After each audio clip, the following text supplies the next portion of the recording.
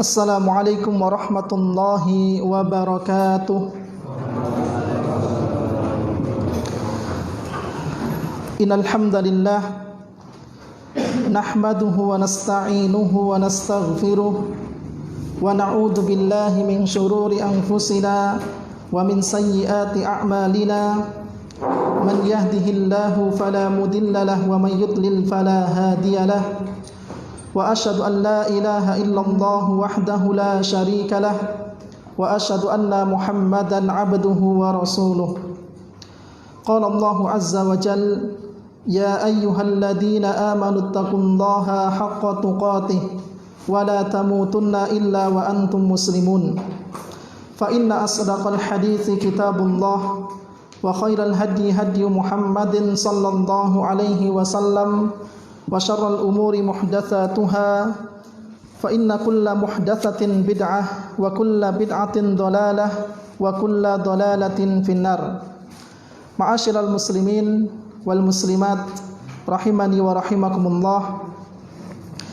Alhamdulillah, kita bersyukur kepada Allah Subhanahu wa taala yang mana pada malam hari ini Allah Subhanahu wa taala masih memudahkan kita, langkah kita untuk menuntut ilmu syar'i, berkumpul di salah satu negeri atau tempat yang terbaik di muka bumi ini, yaitu Masjid Allah Subhanahu wa taala. Tentunya hal yang semacam ini perlu kita jaga, perlu kita pupuk, perlu kita rawat. Karena mahalnya hidayatut taufik, mahalnya hidayatus sunnah, sehingga tidak semua orang diberikan hidayah oleh Allah Subhanahu wa taala. Sebagaimana firman Allah Subhanahu wa taala, "Walladzina jahadu fina lanahdiyannahum subulana." Dan orang-orang yang bersungguh-sungguh untuk menempuh jalan kami, untuk menjemput pintu hidayah, untuk berjalan di atas jalan yang benar. Kata Allah, barang siapa yang bersungguh-sungguh menempuh jalan kami, lanahdiyannahum subulana, maka kami akan benar-benar tunjukkan kepada mereka jalan kebenaran. Wa innallaha lama'al muhsinin, dan sesungguhnya Allah Subhanahu wa taala bersama orang yang berbuat baik. Kemudian dalam ayat yang lain, dalam surat Al-Anfal, Allah Subhanahu wa taala mengatakan, walau alimallahu fihim khairan la asma'ahum. Kalau seandainya Allah Subhanahu wa taala mengetahui adanya kebaikan pada diri mereka, maka niscaya Allah akan jadikan mereka itu bisa mendengarkan, mau mendengarkan.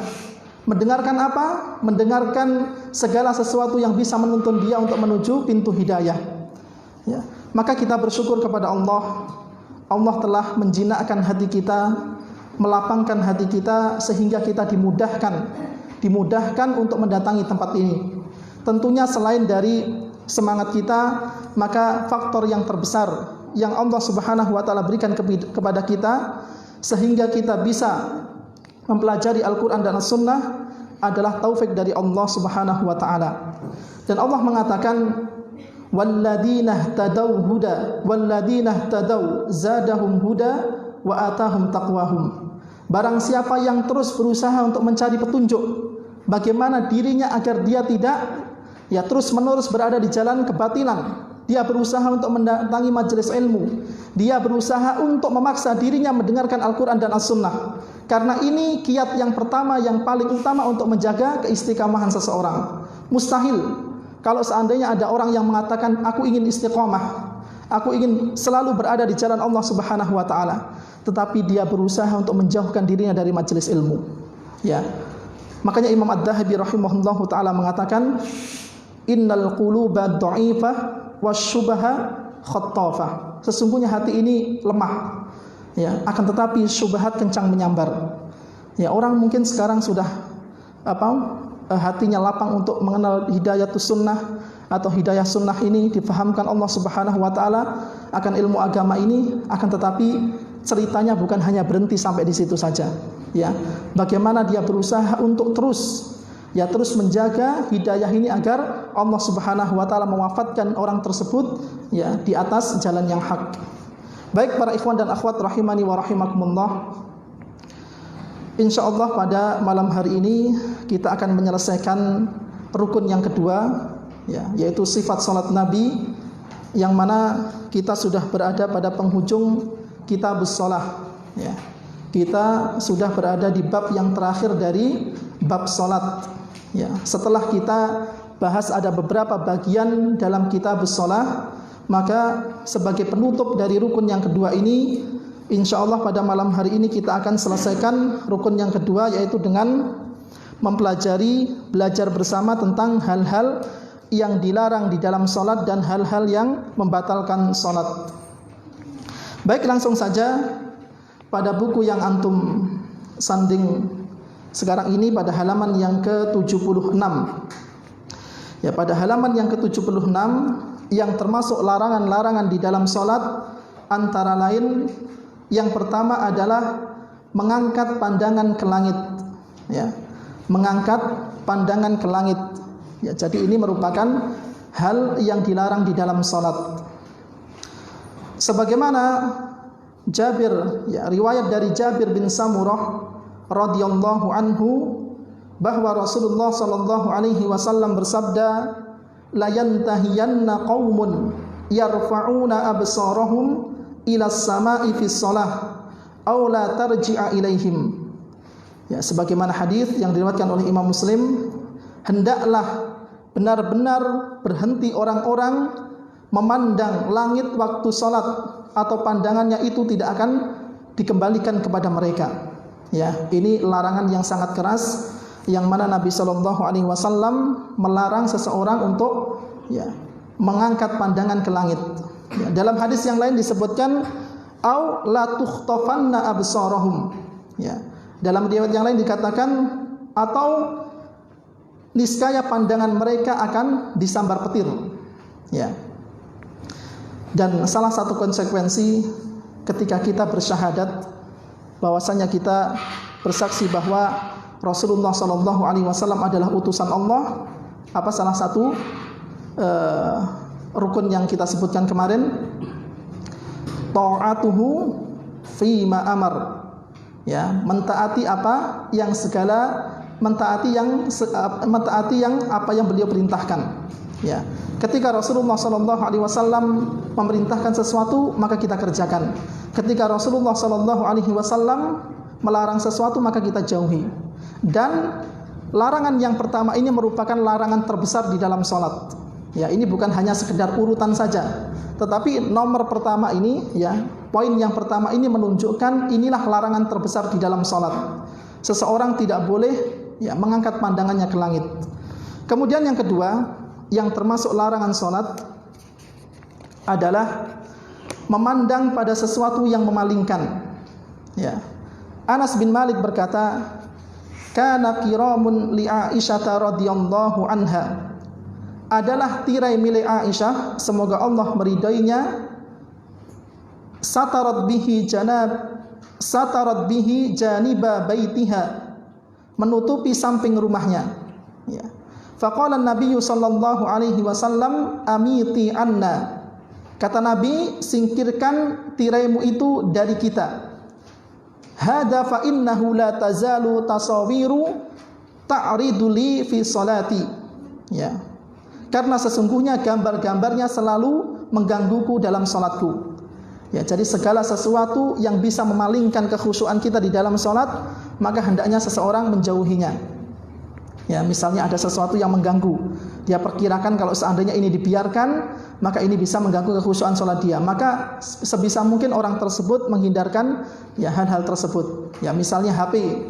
Ya, meskipun kalau seandainya lupa kita men-silent, ya, maka kita diperbolehkan, ya, melakukan gerakan sebagaimana yang kita sampaikan kemarin. Akan tetapi lebih baik seseorang, ya, tidak mengaktifkan HP-nya atau, ya, menaruh program silent di HP-nya sehingga tidak mengganggu kekhusyuan dirinya sendiri dan orang lain. Ya. Kemudian yang selanjutnya adalah menoleh tanpa keperluan. Ya. Menoleh tanpa adanya keperluan, maka ini termasuk sesuatu yang dilarang di dalam salat. Ya, Aisyah radhiyallahu taala anha berkata, sa'altu Rasulullah sallallahu alaihi wasallam anil tifati fis shalah. Aku bertanya kepada Rasulullah tentang hukum menoleh di dalam salat. Faqala huwa ikhtilasun yakhtalisuhu syaitanu min salatil abdi. Ya, maka beliau menjawab, ia adalah copetan, ya, yang dilakukan setan terhadap salat hamba. Ya, jadi kalau seandainya ada gerakan-gerakan yang tidak dibutuhkan, ya, termasuk menoleh tanpa ada keperluan, maka ini bisa masuk dalam larangan salat. Tetapi ada beberapa larangan yang sifatnya makruh, ya. Ada makruh litanzih, ada makruh litahrim. Ada makruh yang litanzih, artinya sesuatu atau seseorang sebaiknya tidak mengerjakan hal tersebut. Ada makruh litahrim, ya. Makruh yang mempunyai makna pengharaman. Ya, dan sebagian ulama ada yang menggunakan kalimat kariha au yukrahu, ya. Maka bisa jadi dengan penjelasan hadis yang lainnya yang dimaksud dimakruhkan di sini adalah diharamkan. Ya. Maka seseorang berusaha untuk berhati-hati di dalam salatnya. Kemudian yang keempat adalah berkacak pinggang. Ya, berkacak pinggang, ya, sebagaimana yang kita ketahui, ya, kalau orang Jawa menyebutnya apa? Malang kerik, ya. Ya, berkacak pinggang itu seperti ini. Maka di dalam salat tidak boleh, ya. Kalau menjulurkan tangan ini diperbolehkan, ya. Karena memang ada salah satu madhab dari 4 madhab, ya, yaitu madhab Malikiyah, ketika berdiri di dalam salat maka tangannya itu tetap dijulurkan, tidak bersedekap, ya. Itu diperbolehkan, ya, kalau seandainya memang dia memandang bahwa menjulurkan tangan itu pendapat yang lebih benar, ya. Akan tetapi berkacak pinggang maka itu sesuatu yang tidak diperbolehkan di dalam salat, ya. Sebagaimana sabda Nabi sallallahu alaihi wasallam, ya, atau apa yang dikatakan oleh Abu Hurairah, naha Rasulullah sallallahu alaihi wasallam ayyusalliyar rajulu mukhtasiran, ya. Nabi melarang atau Rasulullah melarang orang yang salat berkacak pinggang, ya. Hadis ini diriwayatkan oleh Imam Al-Bukhari dan Imam Muslim. Jadi tidak diperbolehkan. Baik, kemudian yang kelima, sadel, isbal, dan menutup mulut, ya. Yang pertama adalah sadel. Apa yang dimaksud dengan sadel? Yaitu menyelimutkan diri dengan baju dan memasukkan tangan ke dalamnya, dan rukuk dan sujud dengan kondisi seperti itu. Ya, sadel ini adalah lengan pakaian yang terlalu panjang, yang belum sempat dipermak itu, ya. Maka yang bisa menghalangi, ya, telapak tangan kita untuk menyentuh bumi atau menyentuh lantai, maka ini sesuatu hal yang dilarang. Dan larangan di sini li tanzih, artinya ya sesuatu yang sebaiknya seseorang tidak lakukan, ya, atau hanya sebatas makruh saja, tidak sampai hal yang diharamkan. Ini adalah sadel, ya. Kemudian isbal, ya. Adapun isbal maka di antara dalilnya, ya, yaitu Rasulullah sallallahu alaihi wasallam sebagaimana yang dikatakan oleh Abu Hurairah, ia berkata, Rasulullah melarang menjulurkan pakaian sampai mengenai lantai. Ya, seseorang dilarang memanjangkan pakaiannya sampai mengenai lantai. Ya, atau ini disebut dengan isbal. Pelakunya musbil, ya. Kalau isbal ini perbuatannya. Kalau fa'ilnya atau pelakunya musbil. Kemudian dan menutup mulut, ya. Maka ini sesuatu yang tidak diperbolehkan. Kemudian bagaimana Ustadz kalau seandainya pada kondisi-kondisi sekarang ini, ya, banyak orang yang menutupi mulutnya baik dengan masker atau mungkin dengan yang lainnya. Maka jawabannya adalah memang ada sebuah hadis, ya. Hadisnya sahih bahwa Nabi SAW melarang ar-rajulu ayyughaddiya famahu, ya. Rasulullah melarang seseorang untuk menutupi mulutnya ketika salat. Ya, tetapi perlu kita pahami bahwa larangan ini pun juga tidak sampai haram. Ini sesuatu yang dimakruhkan. Kalau seandainya misalnya ada orang yang memakai masker tanpa ada hajat apapun, maka sholatnya tetap sah. Tetapi dia sebuah perkara yang kurang disukai. Tetapi kalau seandainya itu memang karena hajat, karena ada keperluan, maka ada sebuah kaidah yang bagus, ya, al-hajatu tazulul al-karahah tazulul al-karahah tazulu ma'al hajah. Ya. Pemakruhan itu bisa hilang dikarenakan ada hajat. Ya, apalagi pada zaman kita sekarang ini, kondisi sekarang ini, ya. Maka yang awalnya makruh dia bisa hilang karena apa? Karena adanya hajat. Ya. Orang itu lebih nyaman di samping kita sholat karena apa? Karena kita pakai masker, apalagi kondisi seperti sekarang ini. Atau mungkin ketika seseorang misalnya sekiranya flu, ya, pada kondisi normal misalnya tidak sedang pandemi seperti ini, maka juga diperbolehkan. Ya, adapun isbal, maka Nabi SAW mengatakan ma asfala minal ka'baini minal izari fa finnar. Ya. Hadis yang diriwayatkan oleh Imam Al-Bukhari pada juz yang kelima.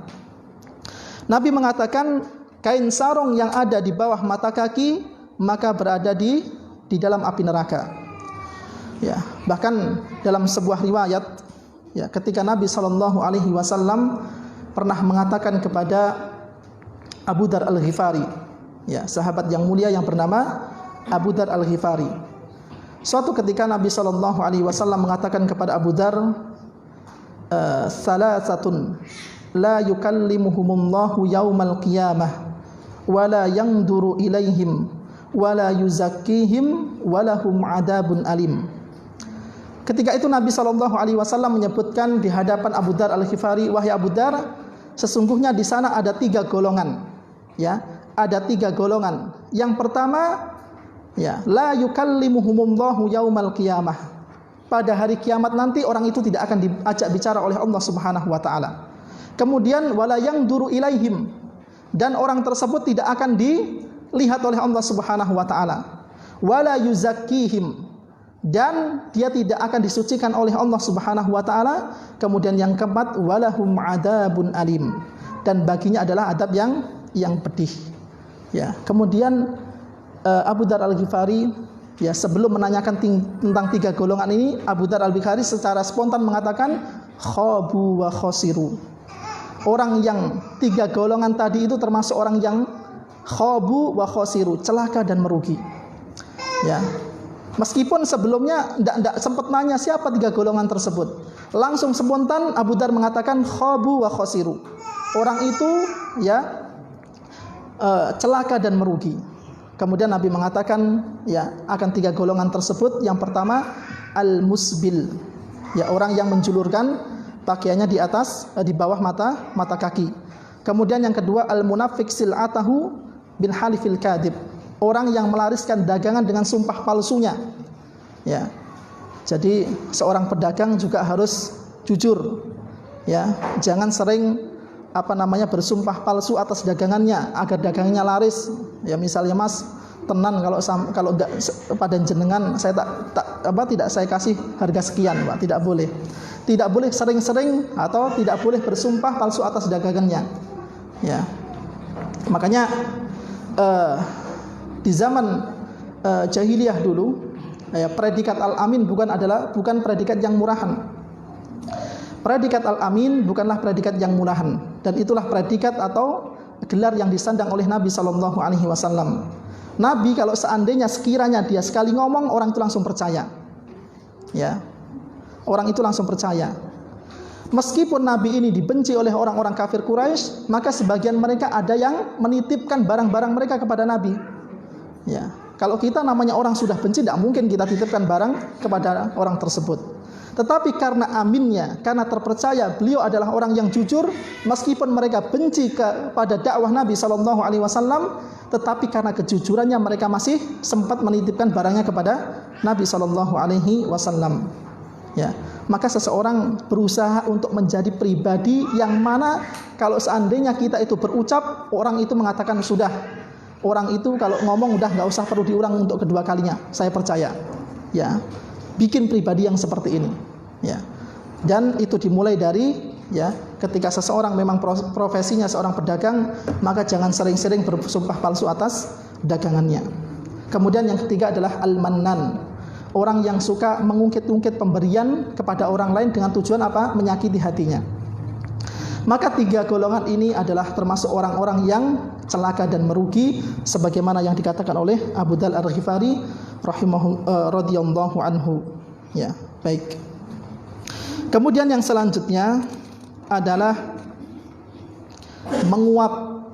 Ya, ketika seseorang menguap, maka Nabi SAW mengatakan, ya, at-tatsa'ubu minasyaiton. Sesungguhnya menguap itu termasuk perbuatan syaitan. Fa idza tatsa'aba ahadukum falyakzim mastata'a. Apabila seseorang menguap, hendaknya dia menahan sekuatnya. Ya, artinya seseorang bisa menghalangi atau menutup mulutnya dengan tangannya atau menutup mulut dengan pakaiannya, maka ini diperbolehkan. Ya, karena ini termasuk hal yang dilarang di dalam salat. Ya, tidak mengapa ya melakukan gerakan seperti ini misalnya. Dan ini hadis ini umum, ya, baik di luar salat maupun di dalam salat. Kemudian yang ketujuh, meludah ke arah kiblat atau ke samping kanan. Ya. Kalau yang diperbolehkan ke arah mana? Kiri, ya. Kalau seandainya ada keperluan, ya, atau mungkin bisa meludah ke arah kiri dengan dilapisi sapu tangannya, ya. Insya Allah ini tidak membatalkan salat karena ludah bukan termasuk hal yang najis, ya. Yang dilarang adalah ke arah kiblat, kemudian ke arah kanan, ya. Sebagaimana sabda Nabi SAW, "Idza kana ahadukum fis shalah," apabila salah seorang di antara kalian hendak salat, ya, fa innahu yunaji rabbahu, maka sebenarnya ia sedang bermunajat kepada Tuhannya. Fala yabsuqanna baina yadayhi, maka jangan sampai dia meludah ke depan, ya, ke arah kiblat, wala an yaminihi, dan tidak pula ke arah kanannya, walakin an shimalihi tahta qadamihi, akan tetapi di sebelah kirinya, di bawah telapak kakinya, ya. Ini sudah kita jelaskan pada pertemuan yang sebelumnya, ya, termasuk hal yang diperbolehkan apabila memang dibutuhkan. Kemudian yang kedelapan adalah menjalin jari jemari, ya. Menjalin jari jemari merupakan poin atau termasuk hal yang dilarang di dalam salat. Akan tetapi hukumnya makruh, ya, tidak sampai diharamkan. Nabi SAW pernah mengatakan, "Idza tawaddaa ahadukum fi baitihi," jika salah seorang di antara kalian berwudu di rumahnya, "tsumma atal masjida," kemudian dia mendatangi masjid, "kana fi salatin," ya, maka senantiasa ia mendapatkan pahala salat.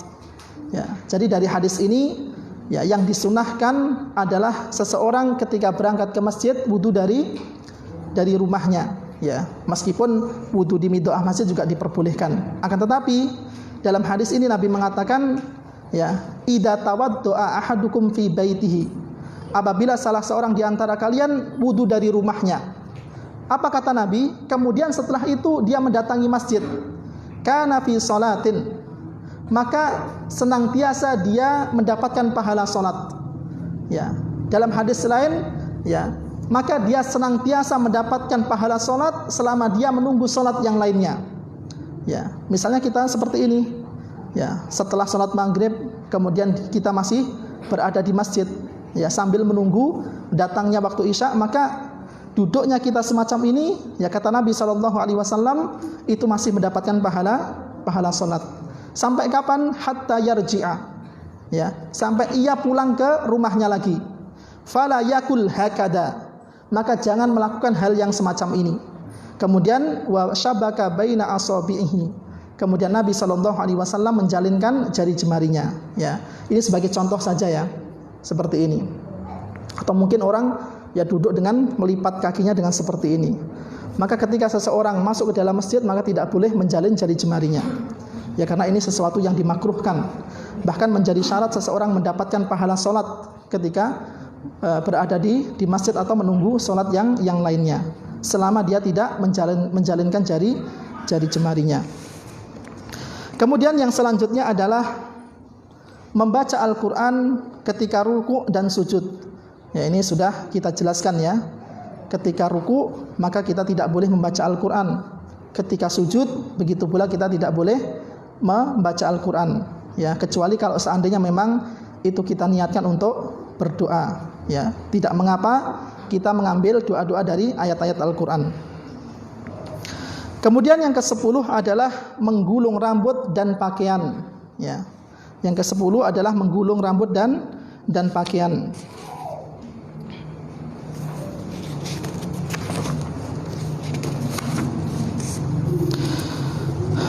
Baik. Sebagaimana riwayat dari Abdullah bin Abbas radhiyallahu anhuma, ia berkata, Rasulullah sallallahu alaihi wasallam bersabda, umiran nabiyyu sallallahu alaihi wasallam ayyasjuda ala sab'in. Ya. Aku diperintahkan untuk sujud di atas 7 anggota badan. Ya. Kemarin sudah kita jelaskan ya, 1 2 3 4 5 ya, lutut, kemudian 6 7 ya, telapak kaki. Ya, jadi dahi dengan hidung menjadi 1 ya. Hitungannya 1 2 3 4 5 6 7. Ini 7 anggota sujud yang harus mengenai lantai. Kemudian ya, wa nuhiya ayyakfita asy-sya'ra wa thiyaba. Ya, dan dilarang untuk menahan rambut dan dilarang untuk menyingsingkan pakaian. Ya, jadi kalau seandainya seseorang misalnya habis berwudu, dia habis menyingsingkan pakaian, maka hendaknya dikembalikan ke tempatnya lagi. Begitu juga ya, dalam hadis ini menggulung rambut. Ya. Kalau seandainya rambutnya panjang, maka seseorang ya sebaiknya memakai songkok. Ini jauh lebih baik. Ya, meskipun dalam hadis ini adalah larangannya adalah larangan yang tidak sampai pengharaman, dimakruhkan sesuatu yang tidak atau kurang disukai di dalam salat. Kemudian yang selanjutnya adalah membentangkan kedua lengan menempel lantai ketika sujud. Ya, jadi sebagaimana yang kita sampaikan kemarin bahwa yang menempel ke lantai hanyalah telapak tangan. Adapun bagian sini dan bagian sini maka tidak seperti ini. Tidak boleh ya ditempelkan semuanya. Ya. Yang benar adalah diangkat. Yang menempel hanyalah kedua telapak tangan kita. Ya, adapun yang sebelah sini, ya ini namanya apa, lengan ya? Lengan apa? Ya ini tidak boleh. Ya, tidak boleh menempel ke lantai. Ya, ini sebagaimana sabda Nabi Sallallahu Alaihi Wasallam. Ya, bersikaplah pertengahan ketika sujud dan janganlah salah seorang di antara kalian membentangkan kedua lengannya seperti yang dilakukan oleh anjing. Ya. Maka Nabi Shallallahu Alaihi Wasallam menyebutkan hal yang hina dalam hadis ini. Maka seseorang tidak boleh menyerupai, ya, khususnya dalam posisi ketika sujud. Kemudian yang selanjutnya adalah orang yang sakit sujud di atas sesuatu yang agak tinggi. Ya, maka ini sesuatu yang dilarang. Ya, kita akan bacakan sebagaimana yang dijelaskan oleh hadis Abdullah bin Umar radhiyallahu anhu berkata, Rasulullah sallallahu alaihi wasallam menjenguk salah seorang sahabatnya yang sedang sakit dan ketika itu aku bersamanya. Kemudian beliau masuk ke dalam rumahnya dan ia sedang melakukan salat di atas sebuah papan. Ia meletakkan keningnya di atas papan itu, kemudian Rasulullah memberikan isyarat kepadanya sehingga ia melemparkan papan tersebut. Setelah itu ia mengambil bantal, maka Rasulullah bersabda, tinggalkanlah. Jika engkau mampu sujud di atas lantai maka sujudlah. Jika tidak maka cukup memberikan isyarat dengan lengan membungkuk, dengan membungkukkan badan, dan lakukan sujudmu dengan membungkukkan badan lebih rendah dari ruku. Ya. Jadi seseorang tidak diperbolehkan ya, misalnya dalam keadaan sakit ya tetap ya sujudnya kalau memang bisa ya tetap seperti dia sujud di atas lantai. Kalau memang tidak bisa, ya misalnya dengan duduk, maka paling tidak antara rukuk dan sujud itu ada perbedaan. Ya kalau rukuk mungkin agak tinggi sedikit, tetapi kalau sujud lebih rendah daripada itu. Adapun sengaja menaruh sesuatu yang lebih tinggi, ya maka ini tidak diperbolehkan.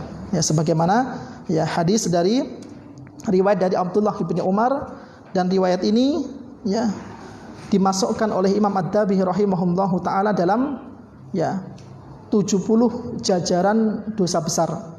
Ya, termasuk isbal juga merupakan salah satu perbuatan dosa besar yang Imam Ad-Dahabi memasukkannya di dalam 70 jajaran dosa besar.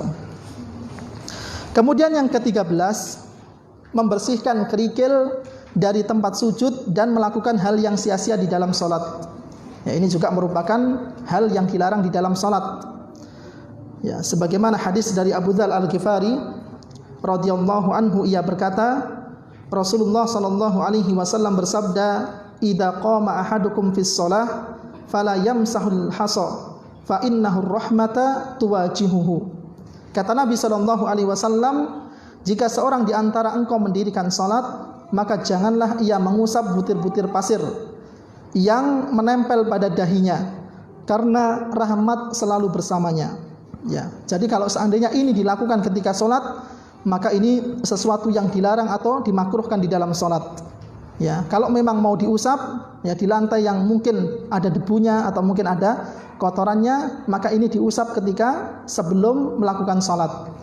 Adapun ketika dia sengaja mengusap ketika salat, maka dia harus memperhatikan hadis ini. Hadis ini diriwayatkan oleh Imam Ahmad, Abu Dawud, Tirmidzi, An-Nasa'i dan Ibnu Majah dengan sanad yang sahih. Maka tidak perlu ketika ada debu misalnya sengaja dia bersihkan, tidak perlu. Kata Nabi sallallahu alaihi wasallam, fa innar rahmata, sesungguhnya rahmat yuwajihuhu, selalu bersamanya. Baik, kemudian yang ke-14, memberikan isyarat dengan kedua telapak tangan ke samping kiri dan kanan ketika mengucapkan salam. Ini termasuk hal yang dilarang di dalam salat. Seperti apa? Ketika salam misalnya, ketika kita menoleh ke kanan, kita membuka atau berisyarat dengan kedua telapak tangan kita. Misalnya, Assalamualaikum warahmatullah. Ini hal yang dilarang di dalam salat. Karena Nabi SAW tidak pernah mencontohkan hal yang seperti itu. Maka para ulama fikih memasukkan hal ini di dalam larangan-larangan salat. Kemudian bahkan dalam hadis ini Nabi SAW mengancam dengan ancaman yang sangat keras. Nabi SAW mengatakan bahwa orang yang melakukan seperti ini, kata Nabi, bergerak-gerak seperti buntut onta. Kata Nabi SAW, innama yakfi ahadukum ayyad'a yadahu ala fakhidihi thumma yusallim ala akhihi man ala yaminihi wa shimalihi. Sesungguhnya salah seorang di antara kalian cukup meletakkan tangannya di atas pahanya. Cukup seperti ini saja, tanpa harus berisyarat membuka kedua telapak tangannya ke kanan dan ke kiri. Lalu mengucapkan salam kepada saudaranya yang berada di samping kanan dan kiri. Sudah cukup, nggak usah ditambah-tambahi. Karena memang itulah yang dicontohkan oleh Nabi SAW tentang gerakan salat. Kemudian yang selanjutnya, para ikhwah dan akhwat rahimani wa rahimakumullah, yang ke-15 adalah mendahului imam dalam salat. Ini sudah jelas maklum, bahwa hal ini bisa membatalkan salat. Artinya salat seseorang tidak sah. Bahkan bukan hanya mendahului, muwafaqah, bukan musabaqah. Kalau musabaqah mendahului itu sudah jelas akan membatalkan salat seseorang. Para ulama menjelaskan muwafaqah, bersama-sama bergerak dengan imam itu saja dilarang. Apalagi mendahului. Begitu juga sama halnya dengan orang yang sengaja melambatkan dirinya dari gerakan imam. Maka ini sama kedudukannya dengan mendahului imam. Dia sengaja telat, menuntaskan bacaannya dia terlebih dahulu. Padahal imam sudah berdiri, dia masih tasyahud awal misalnya. Maka ini hal yang tidak diperbolehkan. Meskipun bacaannya belum selesai, maka tetap innama ju'ilal imam liyu'tamma bihi. Sesungguhnya seseorang itu dijadikan imam untuk diikuti. Fala takhtalifu alaihi, dan janganlah kalian menyelisihinya. Buat apa dijadikan imam kalau seandainya tidak diikuti? Buat apa kalau seandainya imam berdiri padahal dia masih tasyahud awal menyelesaikan bacaannya? Maka ini hal yang tidak diperbolehkan. Mendahului bersama kemudian sengaja telat dari gerakan imam, ini sama saja kedudukannya. Merupakan hal yang dilarang di di dalam sholat. Orang itu boleh mendahului ya imam di dalam sholat ya pada dua kondisi saja. Ya, orang itu boleh mendahului imam di dalam sholat itu dari segi bacaannya saja. Ya, misalnya antum ketika sholat sir, sholat duhur, sholat asar, ya, maka ini kan bacaan tidak dikeraskan. Maka misalnya antum sudah selesai surat Al-Fatihah, kemudian imamnya belum selesai. Antum sudah selesai bacaan membaca surat-surat pendek, sementara imam kayaknya masih lama, ya. Maka kalau seandainya mendahulunya itu dalam sisi bacaan, maka ini tidak mengapa, kecuali dalam dua kondisi. Yang pertama yaitu ketika takbiratul ihram, kemudian yang kedua itu pada salam. Ya, adapun gerakan maka tidak diperbolehkan. Adapun bacaan diperbolehkan kecuali dua kondisi ini, yaitu ketika takbiratul ihram dan ketika salam. Ya. Baik. Kemudian yang ke-16 adalah salat sambil menahan buang air kecil atau besar dan sebagainya yang mengganggu ketenangan hati. Ya, jadi enggak usah dipaksakan. Misalnya ya, terkadang ini yang sering terjadi ketika sholat subuh. Ya, biasanya sholat subuh ada orang yang ya mohon maaf sebelum sholat biasanya punya kebiasaan buang air besar terlebih dahulu. Kemudian dia datang ke masjid untuk sholat. Ternyata di masjid dia terganggu dengan kebiasaan yang sehari-hari dia jalankan. Maka enggak usah dipaksakan. Ya enggak usah takut. Ya ini kalau seandainya saya batalkan iman lagi sudah masuk ke rakaat kedua. Batalkan saja enggak jadi masalah. Keutamaan jamaah masih Anda dapatkan. Dan Allah lebih mengetahui niat yang ada di dalam hati antum. Enggak usah malu dengan yang lain. Ya, kita langsung berhubungan dengan Allah Subhanahu wa taala. Ya, enggak usah takut dicap, wah ini orang ini sering masbuk ketika salat subuh, tidak mengapa. Ya, kalau seandainya memang salat kita terganggu dengan hal-hal yang semacam ini. Sebagaimana sabda Nabi SAW, la salata bihadrati ta'amin, tidak sempurna, ya bukan tidak sah ya, tapi tidak sempurna salat yang dikerjakan setelah makanan dihidangkan. Wala huwa yudafi'uhu al-akhbathan, ya, dan salat seseorang yang menahan buang air kecil dan air besar, ya. Maka ini salah satu hal yang bisa mengganggu kekhusyuan seseorang di dalam salat. Ya, hendaknya kalau merasakan hal-hal yang semacam ini, maka apa? Ditinggalkan. Begitu juga ketika misalnya seseorang ingin sholat isya, ya dia punya rutinitas makan malam itu sebelum sholat isya misalnya, ya, maka dia berusaha untuk menyelesaikan makan malam sebelum isya. Tetapi ya dalam suatu kondisi misalnya ya qadarullah tadi lupa, nggak nanak nasi, lauk juga habis. Ketika adzan dia makanan sudah siap untuk disantap misalnya, maka dia selesaikan terlebih dahulu, tidak mengapa. Ya, meskipun dia nanti masbuk, meskipun dia nanti telat, nggak jadi masalah. Ya, daripada sholatnya tidak khusyuk, ya raganya di masjid tetapi pikirannya di rumah. Ya, kalau orang itu makan dahulu, ya sebelum sholat, ya dia akan berusaha menghabiskan makanan secepat mungkin. Tetapi kalau seandainya orang itu masih mengingat makanan ada di rumah, biasanya sholatnya itu tidak khusyuk. Ya sebaliknya yang dipercepat apa? Sholatnya. Ya, maka hal yang semacam ini, ya ini memang sunnah Nabi SAW. Ya, paling tidak sekalilah kita melakukannya. Kalau memang menjumpai kondisi yang semacam ini, tidak mengapa. Ya, pahala jamaah tetap Anda dapatkan meskipun Anda masbuk, karena Anda menjalankan sunnah Nabi SAW yang satu ini. Baik. Sudah sholat isya? Ya sudah, kita teruskan insyaallah setelah salat isya. Ya, ada beberapa poin, ada 3 poin lagi, kemudian kita masuk pada bab yang terakhir adalah hal-hal yang membatalkan salat. Wassallallahu ala nabiyyina Muhammad wa ala alihi wa sahbihi wasallam. Wassalamualaikum warahmatullahi wabarakatuh.